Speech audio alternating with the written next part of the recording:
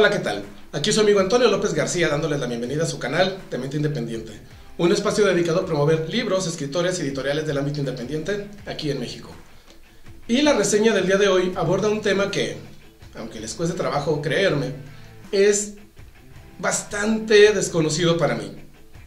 El libro es Labios de Carmín, del escritor Ramón L. Morales, y aborda una temática que tiene que ver con algo que es muy común entre el público masculino o entre las personas de sexo masculino en nuestro país, los table dance.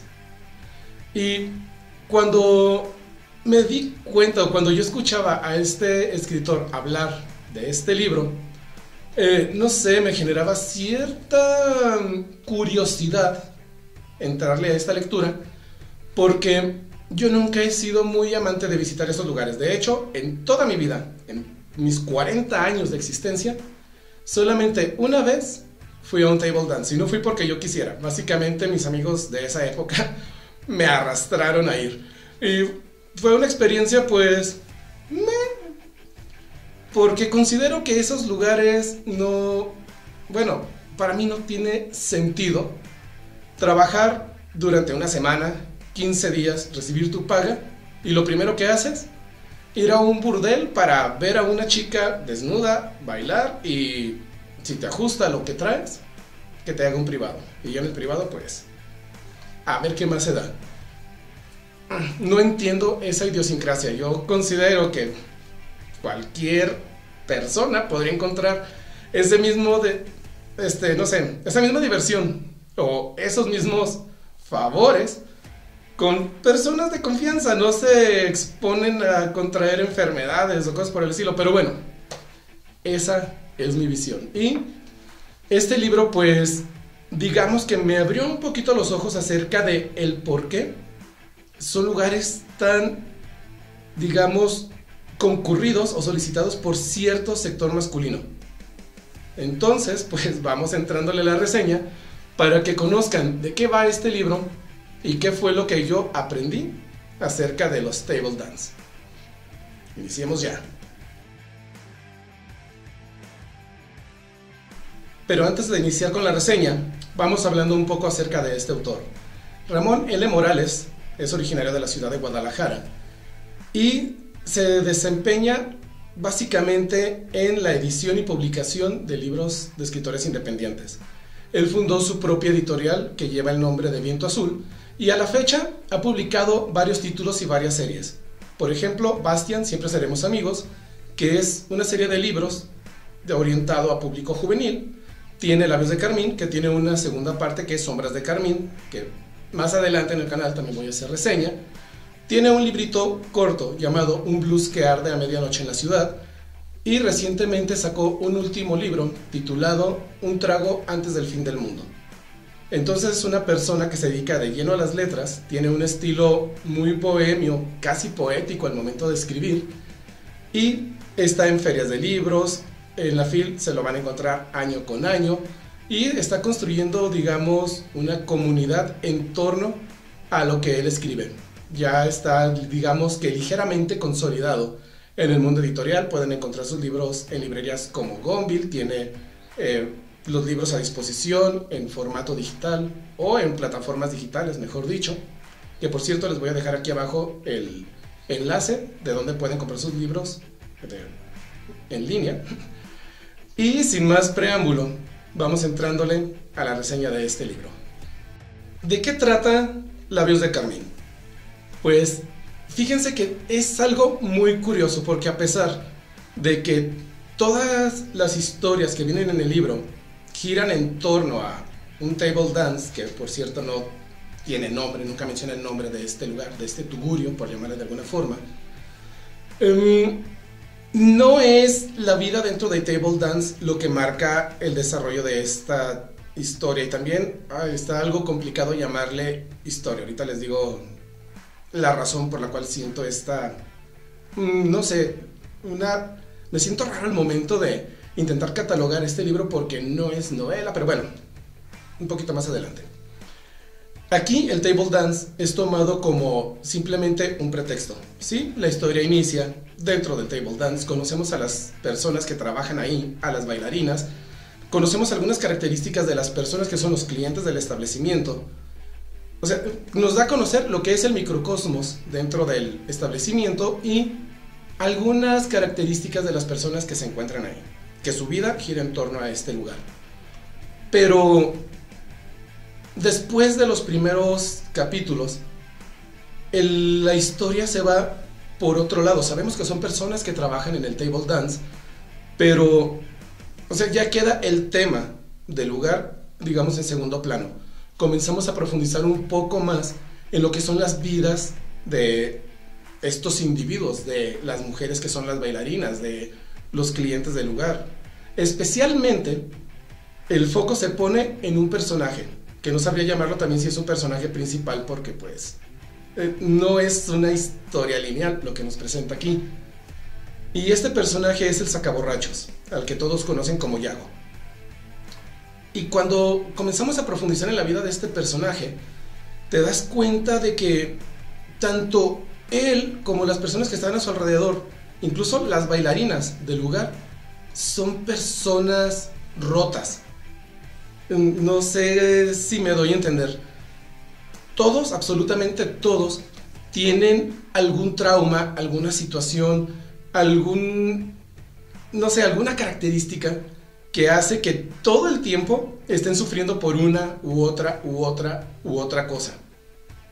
Aquí cuando lo estaba leyendo me llegó a la mente una frase que se suele utilizar para las historias que basan toda su trama o toda su esencia en lo que es el sufrimiento de los personajes, y ese término es pornografía de la pobreza. No sé si hayan escuchado un poco acerca de este término. ¿Qué es esto de la pornografía de la pobreza? Pues básicamente contar una historia en la que el sufrimiento, las necesidades, es que no sé cómo especificar bien este punto. Bueno, se centra tanto en la miseria, esa era la palabra que estaba buscando, se centra tanto en la miseria de los personajes y del entorno, que llega hasta cierto punto a romantizar la situación. Esa sensación me dio cuando yo estaba leyendo este libro. Pero, pues bueno, no es algo, pues ni malo ni bueno, simplemente es la esencia. Hagan de cuenta, ya tengo el ejemplo perfecto para definir cómo podríamos llegar a catalogar este libro. Si la película de Nosotros los Pobres se hubiera casado con una película de ficheras de los años 70s u 80s, seguramente su hijo hubiera sido Labios de Carmín. ¿Por qué? Porque sí, estamos hablando de personas y mujeres que viven su vida dentro de un establecimiento en el que el sexo es básicamente la moneda de cambio. Pero si nos vamos a lo que es esta visión de la pobreza y el sufrimiento, pues digamos que Nosotros los Pobres es pornografía de la pobreza. Están romantizando el ser pobres y el sufrimiento que conlleva ser pobres. Entonces aquí también vamos a encontrar eso. Romantiza o llega a romantizar hasta cierto punto el sufrimiento de los personajes, con el afán de que, no sé, tú te sientas como identificado o validar las acciones que algunos de ellos toman, que en algunas ocasiones pues sí llegan a ser muy, digamos, cuestionables, o que rebasan el límite de lo que se podría catalogar como un comportamiento adecuado para la sociedad. Pero bueno, en este libro, lo que les mencionaba de que me resultaba algo complicado catalogarlo como novela, no tiene, digamos que un arco de personaje en sí. La historia no es lineal. Es como un anecdotario de diferentes momentos y diferentes situaciones que viven los personajes a lo largo de su vida, pero de repente nos puede estar contando la historia de este sacaborrachos de Yago dentro del bar. En el siguiente capítulo nos puede mostrar cómo otro personaje llega por primera vez a ese bar y consigue un trabajo. Podemos después irnos a otro capítulo en donde el personaje del sacaborrachos llega a su casa y está todo sucio, vive en la miseria, está todo marcado y tiene arranques de violencia contra él mismo. Y luego nos vamos a otro capítulo en donde vemos una historia de trasfondo de una de las bailarinas exóticas. Y luego de ahí brinca otra historia. O sea, no sé si me doy a entender. Es como un anecdotario de las vivencias de los personajes. que más adelante voy a decir algo muy bueno acerca de esta cuestión de los personajes. Creo que es lo mejor logrado que tiene este libro. Pero bueno, para concluir ya en esta parte, el hecho de que esté escrito de esta manera, este vaivén, te ayuda a mantenerte interesado porque ya sabes que la historia que te está contando va a tener un cierre justo ahí. La historia que te está, o el capítulo que te está abordando en ese momento, no va a tener continuidad necesariamente en el segundo y puedes disfrutar cada parte como una historia independiente, pero en su conjunto sí te da a entender cómo funciona todo este microcosmos dentro del table dance y cómo son las vidas de las personas que llegan a él o que laboran dentro de él. Entonces, ya para no hacer más larga esta parte del video, vamos pasando a cuáles son las fortalezas de esta obra. Lo primero que debo destacar aquí, como ya previamente dije, es cómo este escritor construye sus personajes. Porque a pesar de que no nos plantea una historia de desarrollo de cada uno de ellos, sino que deja nada más ahí cosillas que los caracterizan o que forman parte de su personalidad, son muy identificables. De hecho, lo terminé de leer hace, no sé, semana y media. Siempre le voy adelantando a las lecturas que voy a presentar aquí. Y todavía me acuerdo perfectamente de cada uno de los personajes porque, no sé, o sea, él utiliza una manera tan única de describirlos y de abordar sus comportamientos que hacen que se te queden grabados. Por ejemplo, tenemos a este chacaborrachos. Tenemos a este sacaborrachos, Santiago, que a todos lo conocen como Yago. Es un hombre muy violento, pero que carga con unas heridas emocionales muy profundas. Como si la única forma de lidiar con todos los demonios que carga dentro es golpeando a la gente, pero no a cualquier gente, sino a la gente que se lo merece. Él siempre está cuidando a las bailarinas del lugar, siempre está cuidando que las personas no hagan nada malo, y cualquiera que haga, aunque sea lo mínimo fuera de la norma, él ya se deja ir, no solamente a, digamos, sacar al agresor del lugar, sino que se deje ir a golpes. Y esas marcas también las lleva en su cuerpo, tiene todo su cuerpo marcado con cicatrices. Y es un personaje, digo, es muy interesante ir conociendo diferentes facetas de su vida en los pequeños relatos que conforman este libro. Otro de los personajes, que igual aparece muy poco pero se te queda muy grabado, es Raúl, el bartender del lugar. Que no sabemos absolutamente nada de él, pero es como, digamos, el empleado de confianza del dueño del lugar. Antes era un policía, pero no era un policía, digamos, bueno, era un policía corrupto que se dedicaba a cobrar los moches, o, ay, se me fue la palabra, los sobornos de las personas con las que él tenía, pues, digamos, relaciones o vínculos. Y que como ya está jubilado, pues no le quedó de otra más que comenzar a trabajar ahí. Y de hecho hay una parte en donde le mencionan que por qué no utiliza la escopeta que está debajo del mostrador.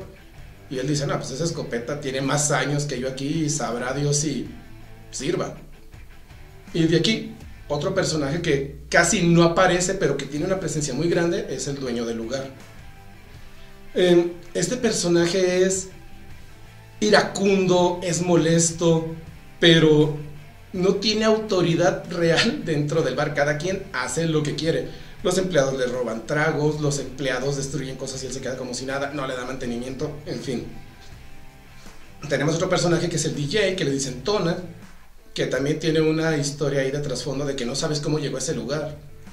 Nada más te plantean que pues iba caminando por la calle, ya no tenía dinero, no tenía el celular, no tenía su reloj. O sea, como si hubiera tenido un pasado en el que era una persona con dinero y con buena posición social, pero de repente se haya quedado sin nada. Y su única oportunidad de seguir adelante fue trabajar como DJ en el lugar, aunque de DJ él no sabía nada. Y luego tenemos a las bailarinas, que es como el foco central de los negocios de table dance. Y también están muy marcadas sus personalidades.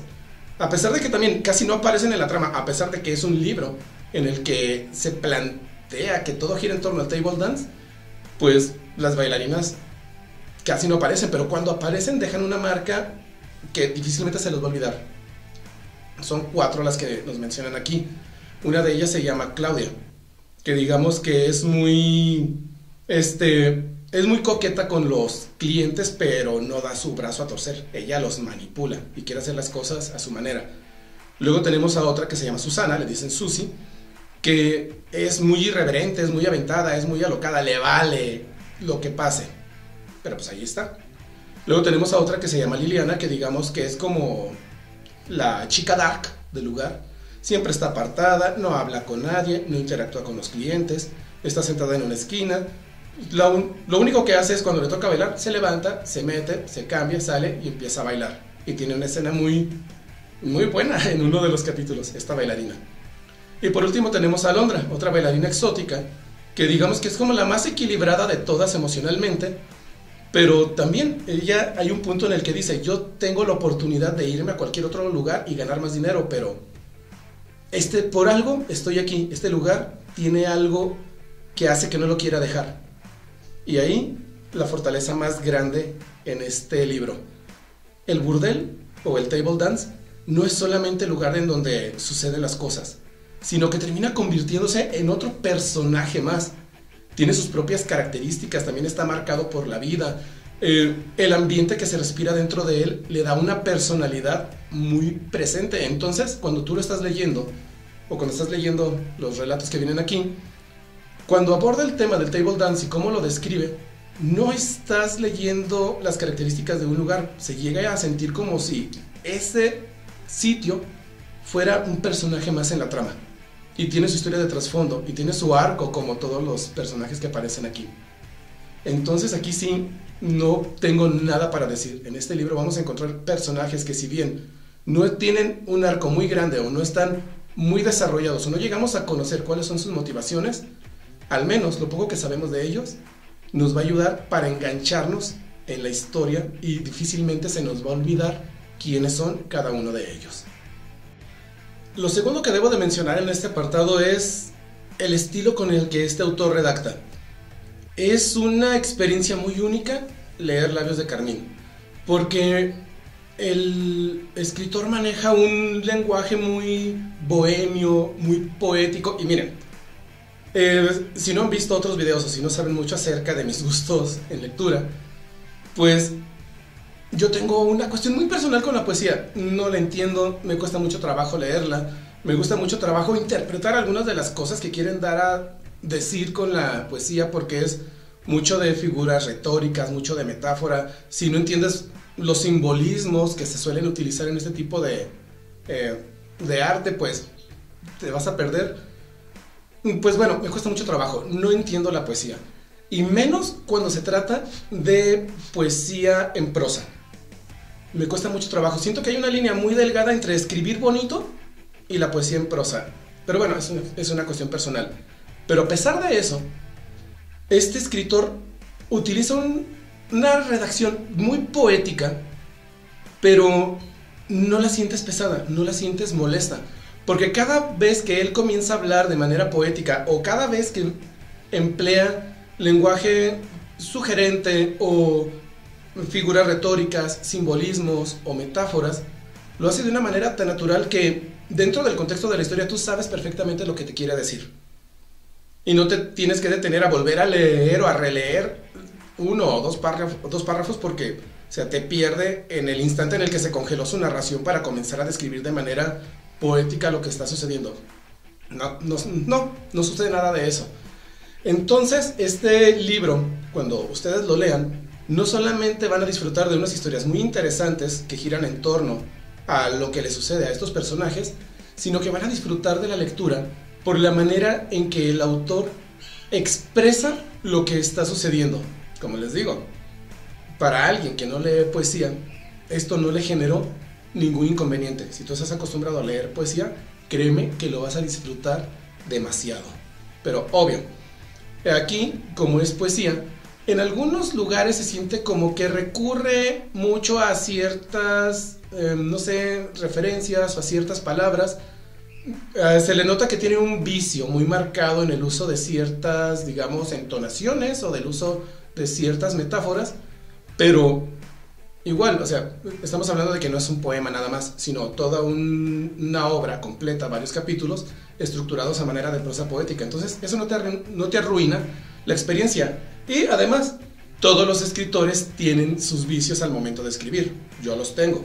Conozco a muchos autores o he leído ya varios autores independientes y se nota que todos tienen sus vicios. Y aquí sí se nota un poquito que este autor recurre de manera muy constante a ciertas metáforas, a ciertas figuras retóricas, pero no te molesta, porque al fin y al cabo no estás leyendo poesía, sino que estás leyendo una historia más compleja y más completa que simplemente un párrafo así. Entonces, pues, muy bien ahí. A mí me gustó muchísimo la manera en que está redactado este texto. Lo tercero que debo de mencionar aquí es cómo aborda las experiencias situacionales dentro del table dance. Porque, bueno, ya les mencioné que yo no soy muy adepto de este tipo de lugares. Bueno, no le hallo chiste ir a malgastar el dinero en un table dance. Pero sé que un gran porcentaje de los hombres suelen ir a estos lugares. Y yo no terminaba de comprender el por qué. Y con lo que sucede dentro del burdel y con el tipo de clientes que llegan a este específicamente, pues me termina de cuadrar un poco más qué es lo que las personas buscan al ir a estos lugares. Porque no es nada más esa situación del morbo de ver a una bailarina exótica quitarse la ropa y ¡pelos! No es nada más eso. Bueno, es parte de la esencia de... Pero por las situaciones que pasan ahí, te das cuenta de que son personas que de alguna manera se sienten solitarias y buscan desahogar ciertas necesidades básicas. O ves que hay personas que lo que buscan es la compañía de mujeres que se salgan de las normas establecidas. Es más, hay un capítulo en el que llegan unos poetas, que por cierto no lo mencioné en la parte de los personajes, pero incluso estos poetas que aparecen nada más en un capítulo, no se te olvidan. No se menciona el nombre de los dos, nada más de uno, que se llama Luan. Pero al llegar esos dos poetas ahí, es más, el otro dice, ¿por qué me traes a este lugar? O sea, en esta zona tan horrible de la ciudad. Y el otro le dice, por las mujeres. Y cuando está adentro del burdel, que se acerca una de las bailarinas exóticas, Claudia, él queda enganchado inmediatamente a esta bailarina. Y cuando ves la dinámica entre él y la bailarina, te das cuenta de la necesidad de este sujeto en específico. Porque no es nada más el hecho de sí, voy a ir y voy a tener relaciones con una desconocida a cambio de unos cuantos pesos, sino que la dinámica que se da entre ellos dos te da a entender de que hay personas que van a este lugar no para someter, sino porque les gusta ser sometidos. Y cuando pagan para estar en contacto con una de estas mujeres, pues pueden cumplir esas fantasías o esos deseos que pues no pueden hacer en casa con sus esposas. Que igual, volviendo al punto que les digo que yo no entiendo por qué los hombres van aquí. Si hay comunicación y confianza con tu pareja, pues puedes encontrar con esa persona exactamente lo mismo que puedes encontrar en un burdel o en un table dance. Pero en fin, ideas mías. Entonces la manera en que este autor te maneja lo que sucede dentro del table dance te ayuda a comprender un poco mejor las motivaciones que muchos hombres tienen al ir a estos lugares. Porque como les decía, no es solamente el morbo de ver bailar a una mujer desnuda, sino todo lo que acontece dentro de ese mundo microscópico que existe dentro de estos establecimientos. Y pasando a las áreas de oportunidad de este libro, pues yo básicamente le veo nada más una. Créanme, el libro en sí está muy bien. Si lo consiguen no se van a arrepentir. Pero hay una situación que, al menos a mí, sí me llegó a brincar un poquito por lo mismo de los vicios que les mencionaba que este autor tiene al momento de escribir. ¿Y por qué digo que me pasó eso? Si bien en la voz narrativa utiliza mucho lenguaje poético y es muy bohemio, al momento en que sus personajes comienzan a interactuar y comienzan a dialogar entre ellos, sientes pues la identidad de los personajes a un inicio, pero llega un momento, sobre todo cuando son diálogos muy largos, que los personajes pierden completamente la voz y es el autor el que está hablando por ellos. O sea, a ver, por ejemplo, de repente está hablando una bailarina exótica con un cliente o con un trabajador. Es una plática muy casual, pero de repente saca frases en medio de la plática. La teibolera podría decir: es que estoy cansada de vivir y tener que transitar por las venas ensangrentadas de esta mole de acero en la que se ha convertido el emporio de que bla... O sea, empieza a expresarse de esa manera. Acto seguido, la misma persona que acaba de hablar de una manera tan filosófica y poética dice: okidoki.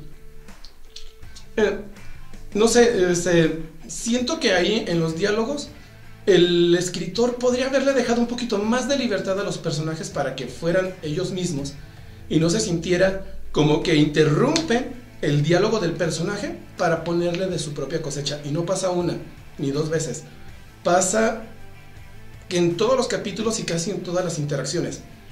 De hecho, en la parte donde estos dos poetas llegan al lugar, la bailarina exótica Claudia se emociona porque dice: ¡ay, mi primer poeta, dime poesía! Y cuando ya están en el privado, que ella empieza a tomar control de la situación sobre el poeta, ella misma se empieza a expresar de una manera muy poética. Entonces yo me quedé así como de: a ver, ¿para qué quieres tener a un poeta ahí y que te diga poesía mientras tú enciendes la chispa de una manera muy poco ortodoxa, si tú mismo utilizas un lenguaje muy filosófico y poético? Entonces, no sé, les digo, como que me llega a chocar ahí en algunos momentos, pero no te arruina la experiencia, porque igual, como todo el libro está redactado de esta manera, esas intromisiones que llega a realizar el autor de vez en cuando en los diálogos, que se siente que es él el que está hablando en lugar del personaje, no te llegan a incomodar del todo, pero sí se siente un poco forzado o poco natural que una persona que dice okidoki después te suelte una verborrea llena de metáforas y significados y simbolismos. Entonces pues sí, ahí me chirrió un poquillo, pero no es nada que te arruine la experiencia general al leer este libro. Y para finalizar, ¿a quién recomendaría yo leer Labios de Carmín? Pues siento que el público objetivo aquí sí, en este caso muy específico, son los hombres mayores de edad, aquí sí, 18 años en adelante. Y no porque hay escenas de sexo explícito. De hecho, no hay escenas de sexo explícito, a pesar de que son bailarinas exóticas y que todo se desarrolla dentro de un table dance. O bueno, todo gira en torno a un table dance, es el pretexto. Pero siento que un menor de edad, a menos de que ya lo hayan llevado a ese tipo de lugares, no va a conectar con lo que está sucediendo. Su capacidad de análisis o de comprender la realidad dentro de este tipo de lugares se va a reducir al morbo. En los adolescentes se va a reducir simplemente al morbo, porque pues es una novedad para ellos ver a una mujer tal y como Dios la trajo al mundo.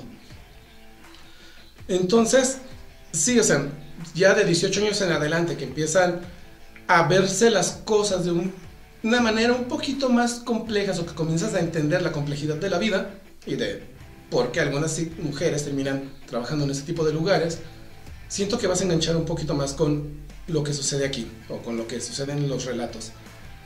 ¿Y por qué digo que solamente hombres? Si tú eres mujer y lees este libro, te puede hacer sentir incómoda en ciertos momentos. Me da la sensación de que te puede llegar a molestar o a, no sé. Es que aquí hay un punto muy específico y obviamente es parte de la trama y obviamente es parte de lo que sucede en estos lugares, es parte del contexto de todos los table dance. Y esa cuestión es de que de cierta manera el escritor aquí, pues digamos que cosifica demasiado a sus personajes femeninos, los convierte en un objeto hecho de carne y sangre que su única finalidad es bailar en un tubo para encender las más bajas pasiones en las personas que van a verlas. Pero, pues, digamos, o sea, ya les dije, es parte de el contexto.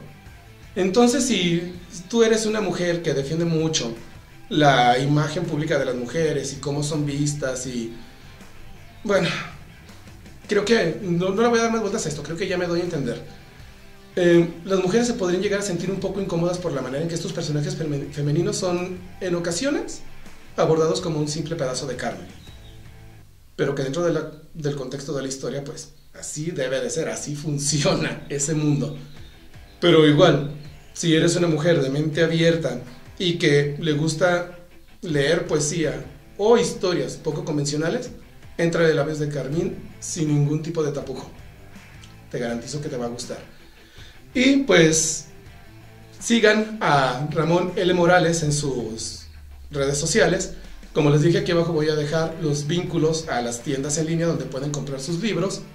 Y compartan este video para que más personas conozcan el talento de este autor. Y no me voy sin antes recordarles que en México hay talento, solo falta apoyarlo. Nos vemos.